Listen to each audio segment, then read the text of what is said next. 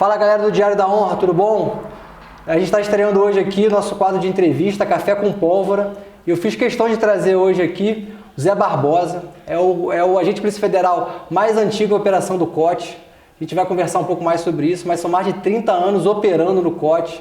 Durante o meu curso de formação, era o cara que eu me espelhava, era o cara que eu queria operar na equipe dele e tive o privilégio, o prazer de poder ter essa honra. E hoje a gente trouxe ele aqui para conversar com vocês, porque é a minha maior referência no COT. Foi o cara que me chefiou durante as operações mais significativas que eu tive e ninguém melhor do que ele para estrear esse quadro aqui.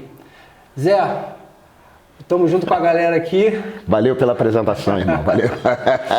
Fala, então, rapaziada. Beleza? Fala um pouco de você, Zé. Qual é a tua idade e há quanto tempo você está na Polícia Federal? Já tô meio coroa, né? Já tô meio velho aí. Fiz 57 anos agora aí.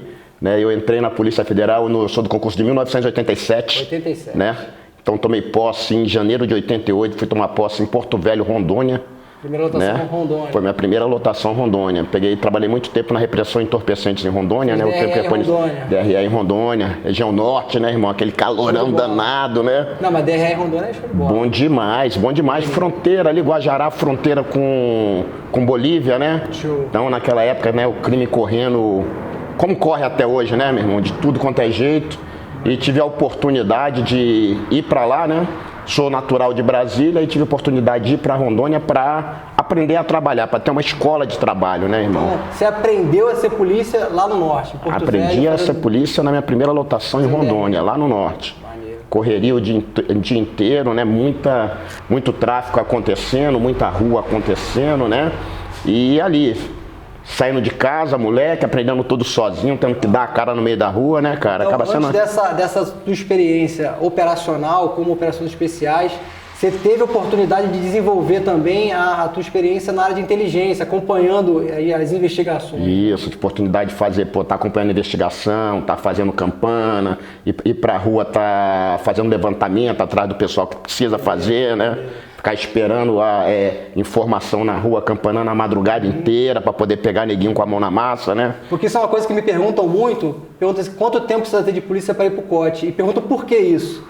É porque o policial, quando entra, ele tem que ter um mínimo de experiência, de saber como é que é a ponta de trás, né, da investigação mesmo, porque o COT não investiga. Claro.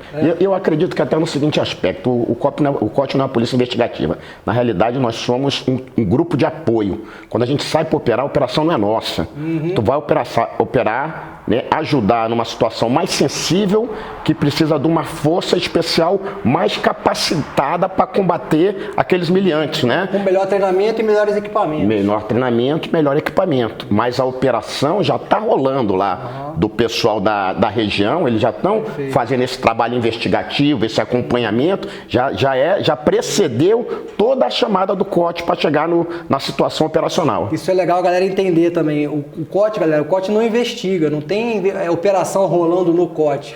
O COT ele é chamado pelas unidades. Pelas unidades, é requerido a DIREF, né, a direção executiva, Direx, exatamente, que vai liberar o COT para operar nas demandas que vêm das superintendências. Isso, das delegacias, das superintendências, né, das operações mais sensíveis que existem, né? Perfeito. Eles têm necessidade de um grupo mais bem treinado e mais bem equipado para fazer esse enfrentamento.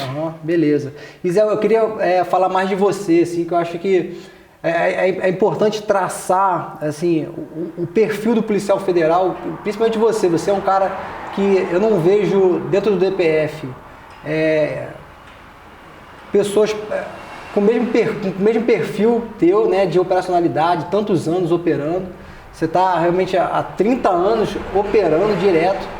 E antes de entrar na polícia, como é que você cresceu? Onde você cresceu? Como é que foi a tua experiência? O que você lembra da tua adolescência? Que você acha que... Não, eu sou natural de Taguatinga, né? Sou nascido aqui em Brasília, em Taguatinga, né? Uma cidade satélite aqui próxima a Brasília, né? Posteriormente eu mudei para o plano piloto, né? E, tive, graças a Deus, nunca...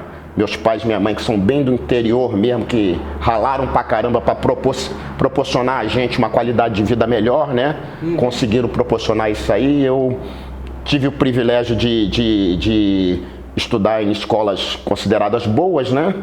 Mas sempre gostei do trabalho policial, né? Sempre foi uma coisa que me enchia os olhos, né, cara? Uma coisa que eu falei, pô, e eram outros tempos, né?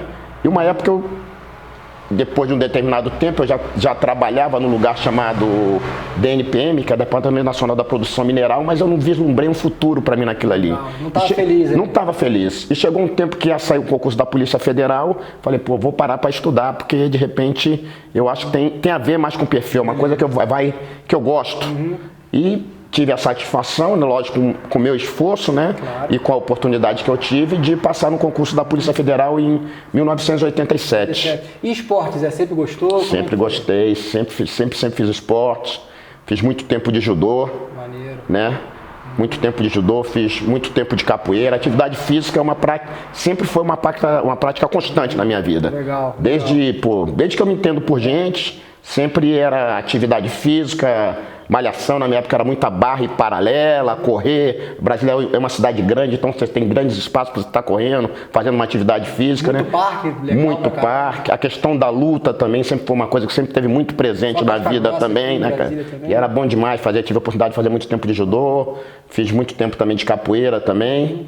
Isso é uma característica interessante que eu percebo da galera de operações especiais, que geralmente tem esse histórico de uma vida ou já era atleta, competia, ou às vezes até o cara quando se aposenta começa a competir. Tem atletas no MMA hoje que os caras eram operações especiais. Então eu acho que esse mental do operações especiais de não desistir, daquele segundo final que a gente às vezes entrega jogo que parece que tem uma programação ali legal. Eu acho que essa adrenalina que a luta te impõe também é uma coisa que você tem muito numa operação policial também, né? E o controlar a adrenalina dentro de um combate, é controlar dentro de uma luta e controlar dentro de uma operação policial também, né? Acho que as coisas são coisas que se combinam aí nessa situação. Maneiro. E eu queria perguntar sobre o COT, Zé. Hoje você está operando no COT. Estou operando no COT. E como é que é a rotina do COT, o dia a dia do COT? A hora que a galera entra, a hora que a galera sai? É treinamento todo dia? Existe um rodízio? Como é que funciona? Como é que você define assim, a rotina do COT hoje em dia? Eu opero no COT desde abril de 1990. Né? Entrei lá em abril, né? É pouco tempo, né? E o que acontece? A rotina do COT é o que eles chamam de uma tríade, né? A gente trabalha em questão de operar, treinar e dar instrução, né? Tem essa tríade aí, porque essa questão de dar instrução é porque eu acredito que todo ensinamento, principalmente ensinamento policial, conhecimento policial que você não passa para as forças policiais, para nossa casa ou para outras casas, é um ensinamento burro. Entendi. Você adquire um conhecimento que vai ficar perdido ali no meio de vocês e não vai levar adiante. Nós somos uma força só, né? Uma força só, nossa guerra é a mesma, nosso inimigo é o mesmo, né? Então a nossa situação é o treinamento é uma constante. O treinamento é uma coisa diária, tanto físico como tático. Tá. Né? E aí você tem um quadro de treinamento mensal, que tem a sessão lá que é responsável, que mensalmente você sabe o que você tem que fazer todos os dias. Tá. Quantas equipes o COT tem hoje, Zé? Cara, hoje em dia cresceu muito, né? Cresceu muito, 30 anos para cá cresceu muito.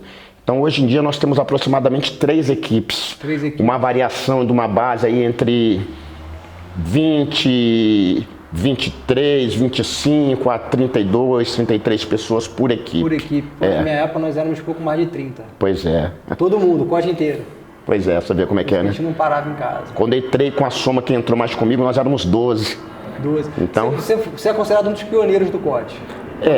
Na realidade eu sou veterano, né? Quando eu entrei o COT já estava formado, né? Já tinham, a raiz já estava plantada. Né, já tinha uma sede, era uma sede muito pequenininha, mas já tinha uma sede própria e já estava começando a montar a doutrina do COT, né?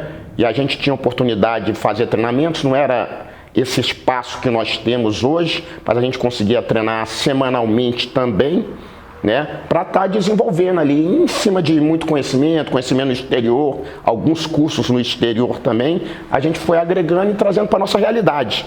Né, porque não é suficiente você ir lá e aprender. Tu tem que ir lá, aprender, ver o que os caras usam, o que serve para você e o que você tem condição de adequar para o seu estilo de trabalho, para o seu método de trabalho. Até pelo que a lei te impõe dentro do teu trabalho. Sim, né? As legislações são diferentes. As legislações são totalmente diferentes. Exato. Eu quero voltar depois na história do COT, mas só para a gente começar o lance da rotina. Então são 3 equipes de entre 25 e 30 pessoas cada uma, mais ou menos. Isso. E aí todas treinam juntas, fica uma de sobreaviso, uma de treinamento, uma está operando. Como é que funciona esse rodízio de equipes? O funcionamento era para ser, são 3 equipes, né? Uma de pronto emprego, uma de sobreaviso, uma de treinamento. Tá. Normalmente, a de pronto emprego é que vai para as operações durante um determinado período. Tá. Ela fica para ir para as operações. Se a de pronto emprego, a quantidade de pessoas que estiver dentro da equipe de pronto emprego não for suficiente para atender a demanda, você usa do pessoal que está da equipe de sobreaviso. Perfeito. E preserva a equipe. E preserva. Em treinamento. E a princípio é preservada a equipe que está de treinamento. Uhum.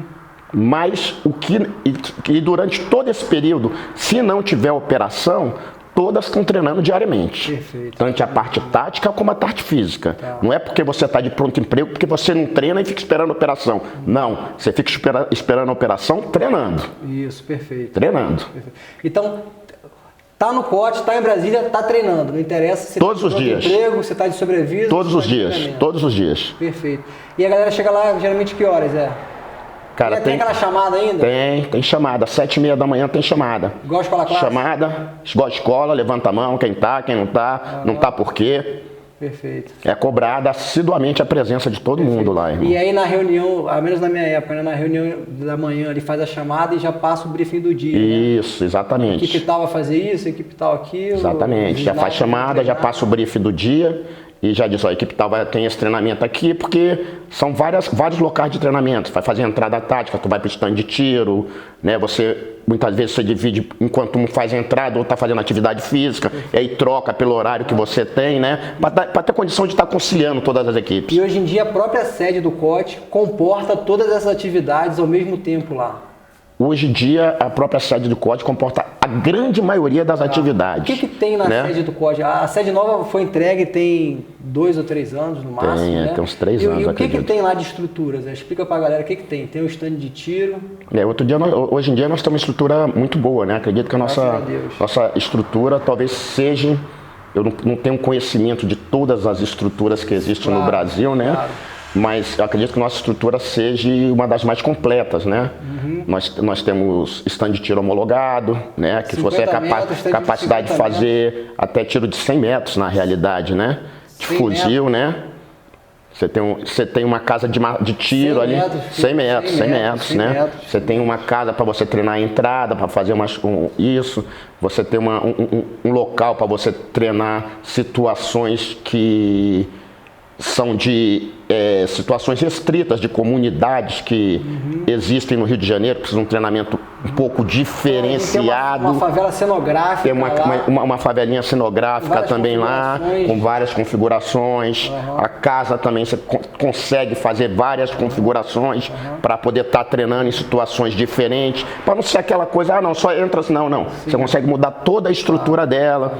A casa, galera, que a gente chama de casa de matar. Casa de matar. É como se fosse uma casa normal, só que sem um telhado, né? Em cima tem umas passarelas onde a equipe de instrução pode transitar por cima da casa e olha os operadores treinando as entradas, né? Mudando as configurações. Faz as correções necessárias, observa o treinamento e depois faz as correções necessárias.